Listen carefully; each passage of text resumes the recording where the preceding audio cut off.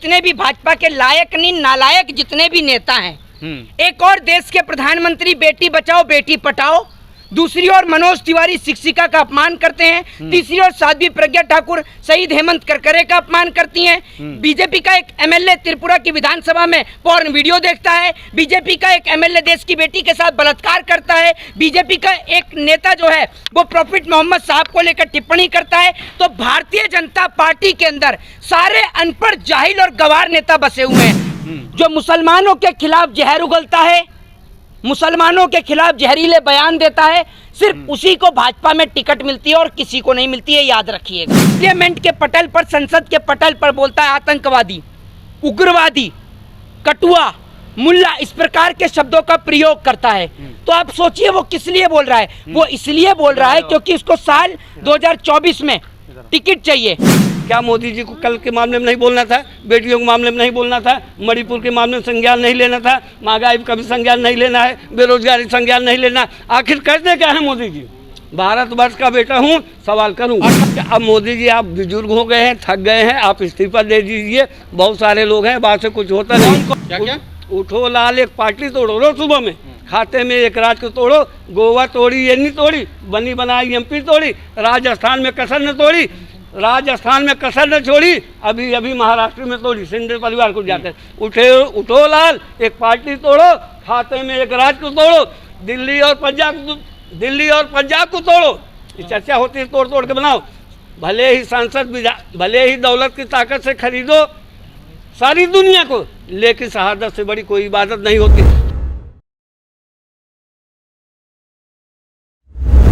देखिए, पहली बात तो मैं आपको बता दूं कि जितने भी भाजपा के लायक नहीं नालायक जितने भी नेता हैं, एक और देश के प्रधानमंत्री बेटी बचाओ बेटी पढ़ाओ, दूसरी ओर मनोज तिवारी शिक्षिका का अपमान करते हैं, तीसरी ओर साध्वी प्रज्ञा ठाकुर शहीद हेमंत करकरे का अपमान करती हैं, बीजेपी का एक एमएलए त्रिपुरा की विधानसभा में पॉर्न वीडियो देखता है, बीजेपी का एक एमएलए देश की बेटी के साथ बलात्कार करता है, बीजेपी का एक नेता जो है वो प्रॉफिट मोहम्मद साहब को लेकर टिप्पणी करता है। तो भारतीय जनता पार्टी के अंदर सारे अनपढ़ जाहिल और गवार नेता बसे हुए हैं। लेकिन एक बात के लिए मेरे को दानिश अली से खेद भी है, और वो ये है कि देश की जनता ने आपको चुनकर पार्लियामेंट में भेजने का काम किया है, और अगर कोई पार्लियामेंट के अंदर ऐसे बोलने की आपसे हिमाकत करता है तो आपका फर्ज बनता है कि आप उसी संसद के पटल पर उसको जवाब देने का काम करें। वहां पर दानिश जो अली जो है, क्या जवाब देगा? जूता चप्पल तो नहीं चलाते ना? नहीं, जूता चप्पल नहीं चलाते, बिल्कुल नहीं चलाते, बात आपकी सही है बिल्कुल। लेकिन मैं आपको एक बात बता दूं, दानिश अली जो हैं वो ऐसे नेता हैं बीएसपी के जिनको उनकी क्षेत्र की जनता इतना प्यार देती है। वहाँ हिंदुओं का भी वोट है, मुसलमानों का भी वोट है, सिख ईसाई सबका वोट है। तो सबने मिलकर उनको पार्लियामेंट के अंदर भेजने का काम किया है। और दूसरी बात ये, रमेश बिदूड़ी ने जो इस प्रकार का बयान दिया है उसके पीछे का एक ही कारण है, और वो कारण ये है कि साल 2024 का चुनाव सर पर है, और भाजपा में टिकट किस कैडर पर मिलती है ये पूरे देश को पता है। जो मुसलमानों के खिलाफ जहर उगलता है, मुसलमानों के खिलाफ जहरीले बयान देता है, सिर्फ उसी को भाजपा में टिकट मिलती है और किसी को नहीं मिलती है, याद रखिएगा। जो मुसलमानों के लिए गलत गलत टिप्पणियां करेगा उसको टिकट मिलती है। तो आप सोच कर देखिए और अपने दिमाग पर जोर डालिए कि जिस सांसद का ये नहीं पता पूरे 5 साल कि ये भी सांसद है, वो सांसद एकदम से इतनी अभद्र भाषा का प्रयोग करता है। वो पार्लियामेंट के पटल पर, संसद के पटल पर बोलता है आतंकवादी, उग्रवादी, कटुआ, मुल्ला, इस प्रकार के शब्दों का प्रयोग करता है। तो आप सोचिए वो किस लिए बोल रहा है। वो इसलिए बोल रहा है क्योंकि उसको साल 2024 में टिकट चाहिए।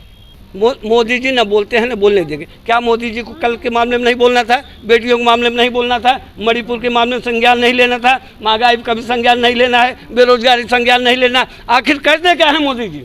भारतवर्ष का बेटा हूँ, सवाल करूँ। 18 घंटा मेहनत करते हैं प्राइम मिनिस्टर। 18 घंटा काम करने के बाद ये हाल कर दिया। बुजुर्ग हैं, संन्यासी लेने घर जाए। जब ये हाल हो गई, किसी दूसरे देश में 140 करोड़ लोग हैं जो प्रधानमंत्री काम संभाल सकेंगे। किसको दें? योगी जी को? योगी जी दे दे या सन्यासी? आप भी चुनाव लड़ रहे हैं? मेरी बात सुनिए, मोदी जी के सब सुन लीजिए। मैं फकीर हूँ। आप लड़ रहे हैं कि नहीं चुनाव? मोदी जी एक एक सवाल जवाब ले लीजिए।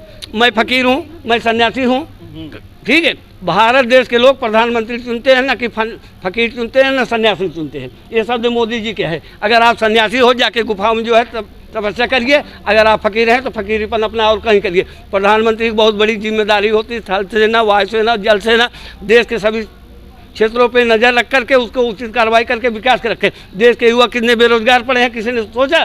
कहाँ स्थिति जा रही है हमारे देश की?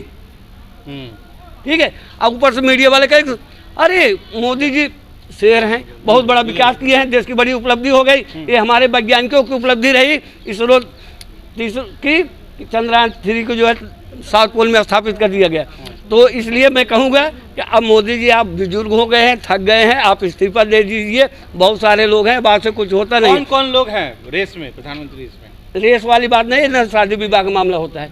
ये लोकतांत्रिक प्रक्रिया है, 5 साल बाद चुनाव होगा, उसके बाद जो चुना जाएगा वो प्रधानमंत्री बनेगा। इस तरह से अभी 11 मुख्यमंत्री लगे हैं प्रधानमंत्री बनने के लिए। कौन कौन, नाम नहीं जरा? इंडिया गठबंधन में जितने हैं 11 मुख्यमंत्री हैं, आपको जानकारी दे। 11 मुख्यमंत्री में सब काबिल हैं। मुख्यमंत्री होकर माननीय प्रधानमंत्री जी प्रधानमंत्री बने हैं। ये योग्यता भारत के अंदर ना, कह रहे हैं हिंदुओं का पुकार भैया 24 में सरकार बनाने फिर से बीजेपी। ये बहुत हुआ खोखले वादे। कहाँ गया वो खोखला वादा जो झूठा वादा करते थे? बेटी पढ़ाओ बेटी बचाओ, झूठा वादा करते थे।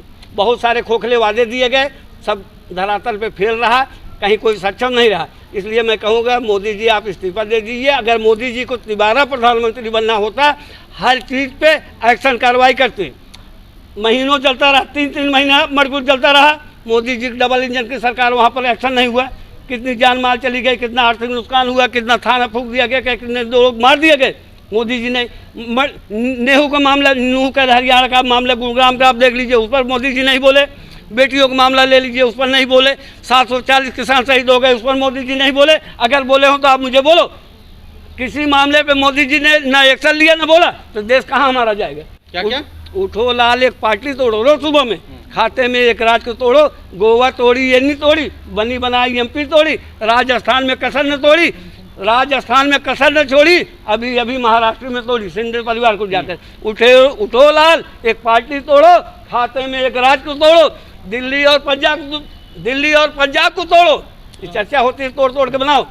भले ही सांसद, भले ही दौलत की ताकत से खरीदो सारी दुनिया को, लेकिन शहादत से बड़ी कोई इबादत नहीं होती। हमारे देश के मेजर डीएसपी, ठीक है, ये शहीद हो जाते हैं, लेकिन हमारे भारतीय जनता पार्टी के आंखों में जरा से श्रद्धांजलि शब्द नहीं निकले कि कार्यक्रम जो है यहीं पर रोक दिया जाए, किसी अन्य दिन कर लिया जाए।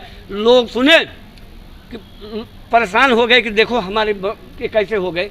प्रचार कर रहे हैं, लेकिन क्या वो हमारे देश के धरोहर नहीं थे? मेजर डीएसपी और ये